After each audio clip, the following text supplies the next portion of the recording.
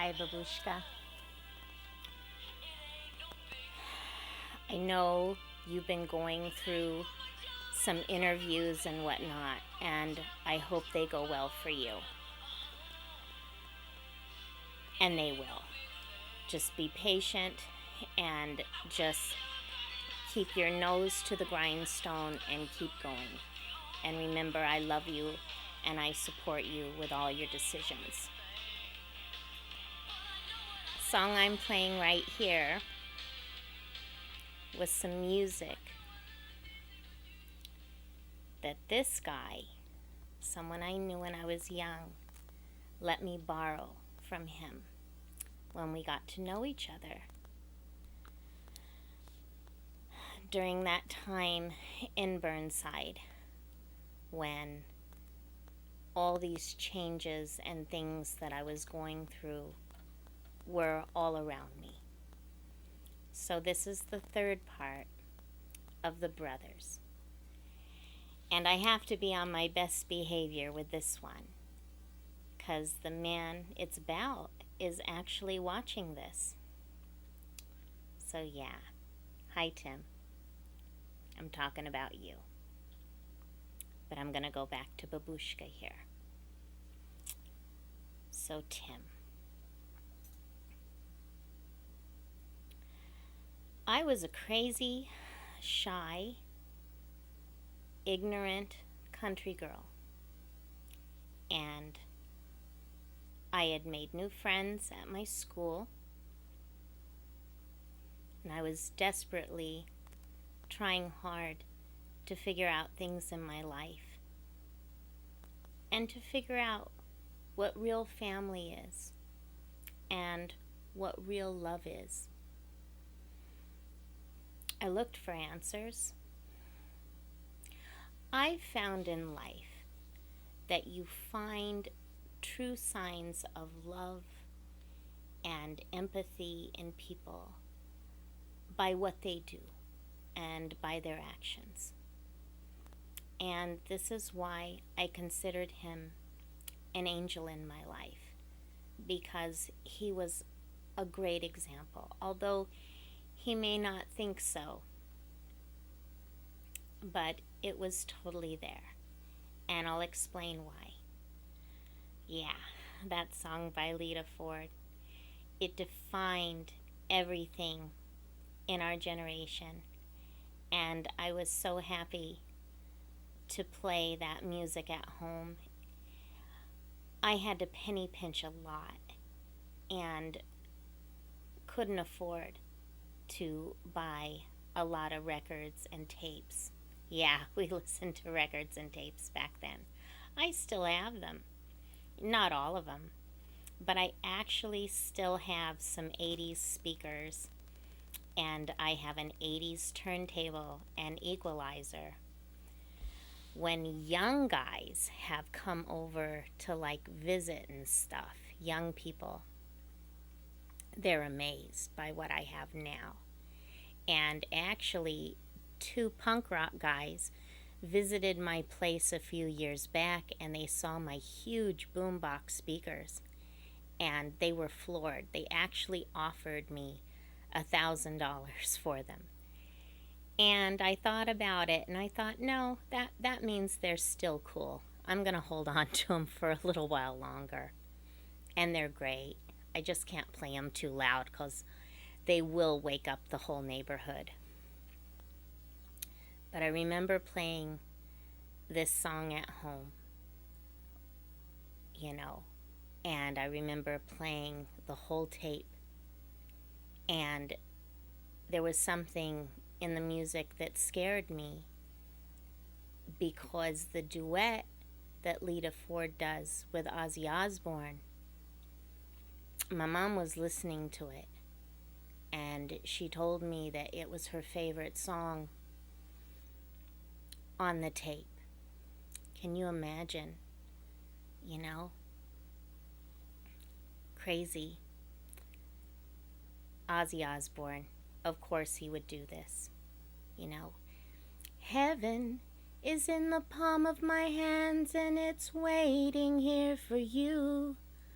What am I supposed to do with a childhood tragedy? Says a lot. And it really scared me. So many changes and so many things I was trying to avoid to fit in with my friends. But Tim, he accepted me for who I was. We actually shared the same bus stop. First couple years, we wouldn't talk. It was shy, hello, how are you? And I saw him as one of the most of the intelligent students. He was actually in that group of intelligent students that I admired and I wanted to be like. And I wanted to learn more. I wanted to be on that level. Whether he really was or not, I don't know. But I remember I did date. I dated a few guys. I would get bored real easy as soon as they would try and have a conversation. And usually it would have to deal with, just pot, sex, fast cars, fast girls. And with my self-esteem, I didn't see myself as good looking at all. I was awkward and shy, and I had to really pinch and scrape to fit in, to have that pair of 501 blue jeans. And I had to wheel and deal, go to consignment stores. I wore a leather jacket. It was mafia looking. Actually, that was part of the chola look, but it merged into that period of kind of the bad girl. You would call it the rockers or the stoners. But at this school there was such a variety where it didn't really seem to matter too much. And there was a lot of groups of kids that were so different, and we all got along. And one thing we all had in common was accepting each other when it really came down to it. And I saw that in Tim as well. We started talking at the bus stop. First about little things, watching that sunrise. I remember it so well. In the morning, in the springtime, in the clear blue sky, we would see the sun rise, and we would see Venus rising with it and comment on it. And I got to know his best buddy, Mike. Mike didn't go to our school, but he would come around the neighborhood because of the church nearby. He'd always be on his skateboard. He'd always be bugging me, knocking on my door, wanting to talk about God, wanting to hang out, smoke cigarettes, talk about what was going on in the world, wanting me to try his skateboard, and I couldn't balance myself on it. It was ridiculous. But it was still lots of fun. And then through him, I got to know this young man a little bit more. And then as I started going to the church, his mom, she played the organ every Sunday, and was involved in the church activities there. And even though it was an area of mostly trailer homes, we kept them nice. And he lived in another section of trailer homes just right next to mine, just maybe 2 blocks away. So in a way, he's the boy next door. And thinking back on it too, And I knew then in my mind at that time, but I couldn't define it, and it was still something not to talk about, because of my Catholic upbringing and because of other parts of society too, not just the Catholics. But thinking about it, if this young man was a young woman or a girl, it would have been the girl next door. There was just such a connection there. Well, I hung out with a lot of the stoner kids, and I didn't get stoned hardly at all, maybe once in a while. But I got to know some boys who played the drums. Actually, I dated 3 guys in a row in that pattern. The first one, he's okay. He's older. We went on maybe one date, and after that I was like, no, that's it. I didn't feel comfortable. And then there was another one, actually after this guy. That was a mistake. He was a little bit crazy. But this guy here, he played the drums in the school band. And I have a pair of drums here that are similar to a pair that I actually bought for him when we were dating at that time for his birthday. I think I bought them and they were black, and I painted parts of them red just to show my creativity, to give it a little something something, to show my love. And it was fun. Our band in school was one of the best, and it had such a variety of music, and everybody was welcome. It seemed like nobody was sheltered out in what they wanted to show, whether it be jazz or big band or rhythm and blues or just rock and roll. It was awesome. And then seeing Tim play, excellent. I've always admired the drums. I think that comes from my grandfather too, because when I would ask him about different musical instruments, he told me drums are very important. They're the glue that holds the music together.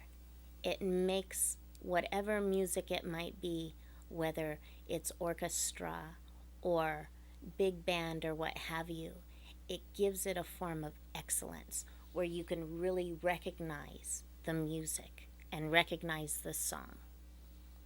And that's a good thing. But yeah, we had wonderful adventures together. And it wasn't serious. There was a lot of romance. Oh, and now Gus is joining me. He wants to get in on this. But we took that trip to Seattle on the bus. And on the way back, the bus broke down. We had to spend the night in a church. It was so much fun. And we went to all those concerts together. And youth group was extra special. And this young man made it a point that I felt comfortable and included. And that was just an awesome thing. 'Cause I didn't know what to do. I didn't know how to address people. I came from a place where I felt ostracized and isolated. And that really helped me to grow inside. So I'll show you a photo of how he remembers me. This insecure, little, tiny teenage girl with the most crooked teeth in the world and bleaching my hair blonde to try and fit in, that caramel blonde, honey blonde chica. But really deep down inside, I was trying to please my relatives and to look a lot more like my siblings, because I was literally the black sheep of the family, the odd person out. But yeah, we had so much fun together. One thing, too, that really, I think this is what did it.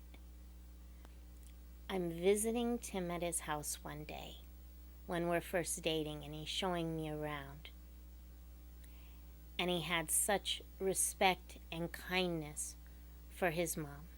His parents are divorced since he was a baby. I didn't know till he gave me that tour, and he was so forward and honest about everything. But his mom worked full time, and he respected her for that. And I figured out real quick that her life was devoted to the church. I did not realize until now that she actually went to a Christian college, and that's where she met this young man's father. He was doing the same curriculum. They were both studying to become pastors, to be more involved in their faith. But I asked him because, I was happy that my parents got a divorce. There was no other way around it. And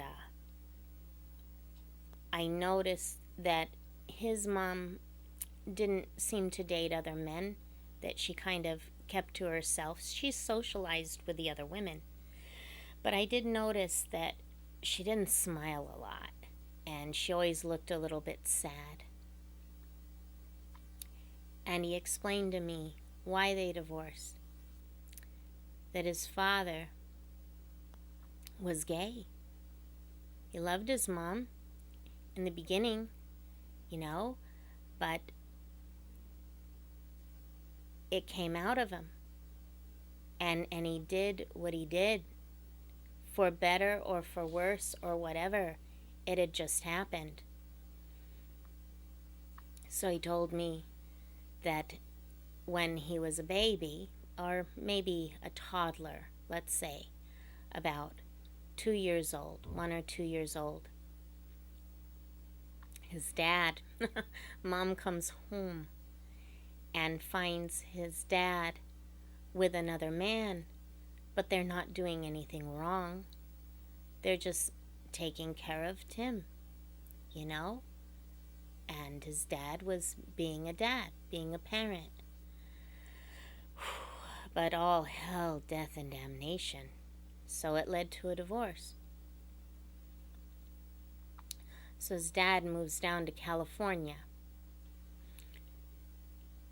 Tim explained to me that he visited his father every year. And he wanted to.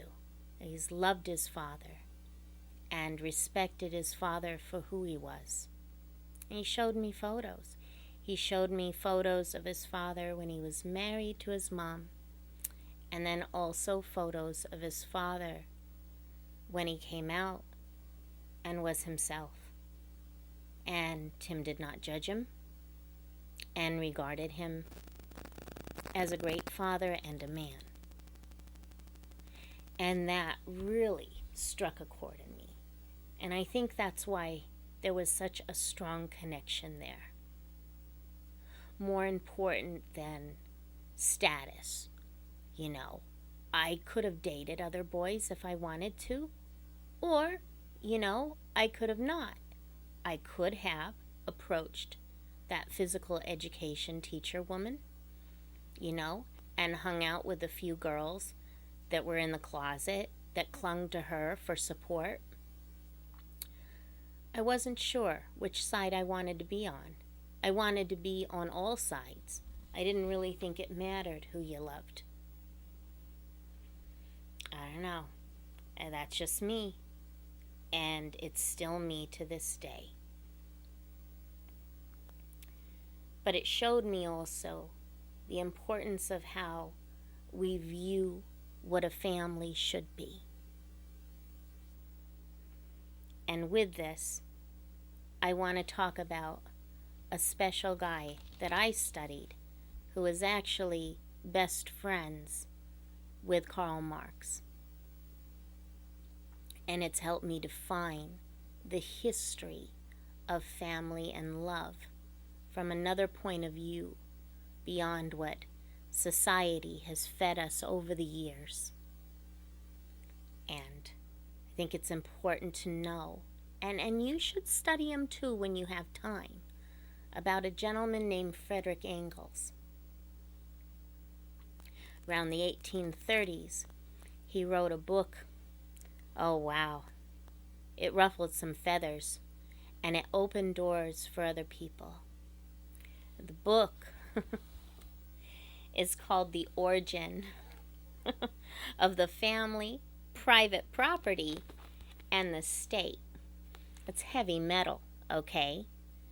It says so much because this guy, with the help of Marx, he traced back all those different patterns going back thousands of years, and then especially during his time, during the beginnings of the Industrial Revolution and capitalism, how the rulers that be twist things around in order to fill their pockets. And part of it is to keep the common people, whether it's the working class or the farmers, people like that, to conform to their wants and needs. You know, the peasants back in the day used to live on the land for generation after generation after generation. And somehow maybe it was a chief of that group going way before ancient Rome.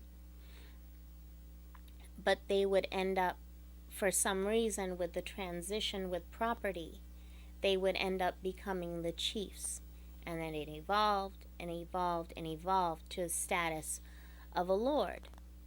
But the peasants stayed on that land and worked it. And they were taken care of. They actually had more holidays off than we do today. And then, as far as marriage, things were a little bit more communal. There weren't any laws saying you have to marry. That was up to the church, up to your faith, you know? So, eventually, when capitalism merged and took over, and feudalism, except for the top upper echelons, you know, that kind of mingled with the top capitalists. They wheeled and dealed together for profit. But the peasants were forced to be driven off these lands, forced to go into cities that were rising up, especially in England during the Victorian period. And so traditional things like marriage, things that they had nothing to do except for within the church, for their faith, it became state laws of what you should do and shouldn't do. And if you don't conform to their rules, well, God help you. And he was an important guy. He was actually Prussian, and he loved and respected his mother, who was a very religious woman. And her faith, which was the faith that Engels grew up with, was Calvinism. His mother actually came from Holland. Now his father, Prussian, but he bought a mill. They ran a mill in Manchester, England. And Engels, for a while, was one of the underbosses for it, one of the managers. But he saw what was going on in all walks of life around him. And he saw how the common people were being treated, and that how it affected families, and how they were trying to love one another. He didn't like it. He collaborated with the wonderful Karl Marx, and what they worked together was absolute magic. And they also studied another guy named Lewis Morgan, who's from the United States, who traced back in archaeology through the Native Americans in the United States, but it applies to every continent in the world, of the original life of a matriarchal society opposed to a patriarchal society, and how that affects humanity as a whole, and also the haves and the have-nots, and how they merge together, and how people evolved in different stages all over the world. And as you know, if you study it more, it continues to how we evolve to this day. And who knows where we're going to go. But I'm going to give you a sum up of what Engels talks about in this book. And you should read it. And there's other books that he wrote too. If I would have been studying this guy back then, and I was searching for it, but I could not find it, I knew it was somewhere, maybe I would be a little bit different than today. Or maybe it was the time in my life 10, 15 years ago to start studying this stuff. You know, maybe I needed to go through those mistakes to discover who I am. You know, as we all do. But here we go. Here's a sum up. So, Engels argued that the nuclear family performs the ideological functions for capitalism. The family acts as a unit of consumption and teaches passive acceptance of the hierarchy.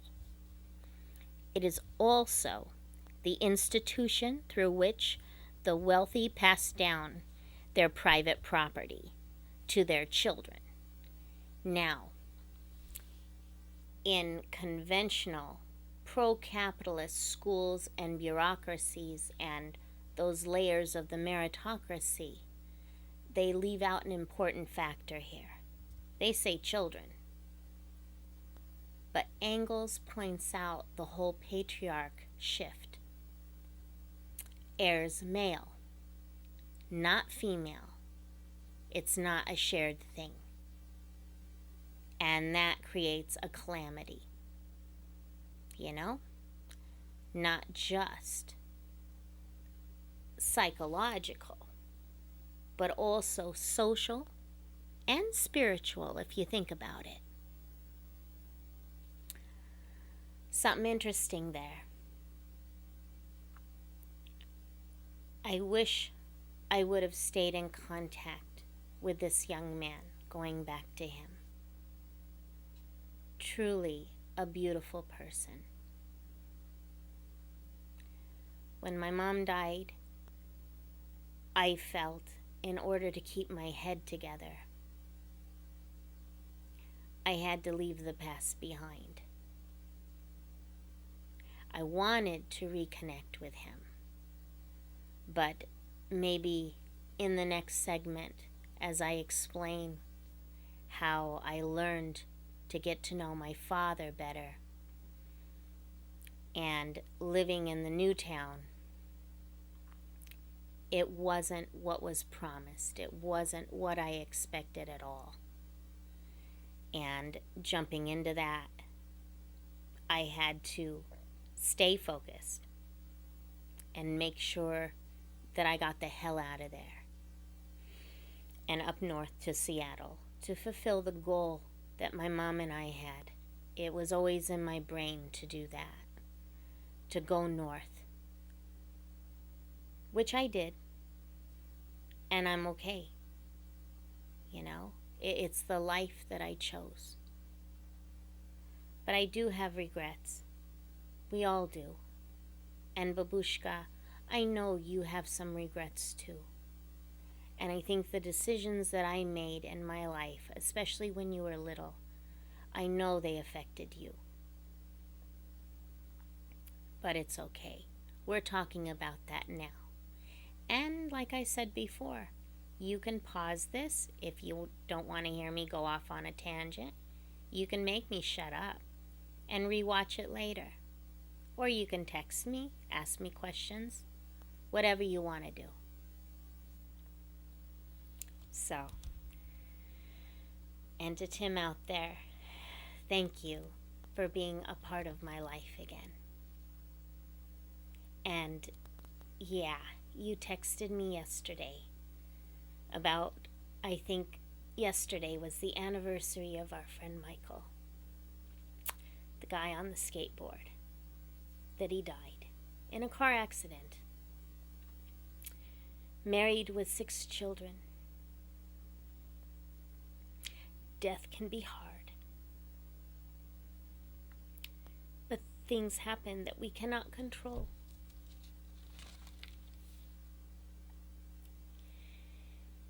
You cannot rationalize death psychologically.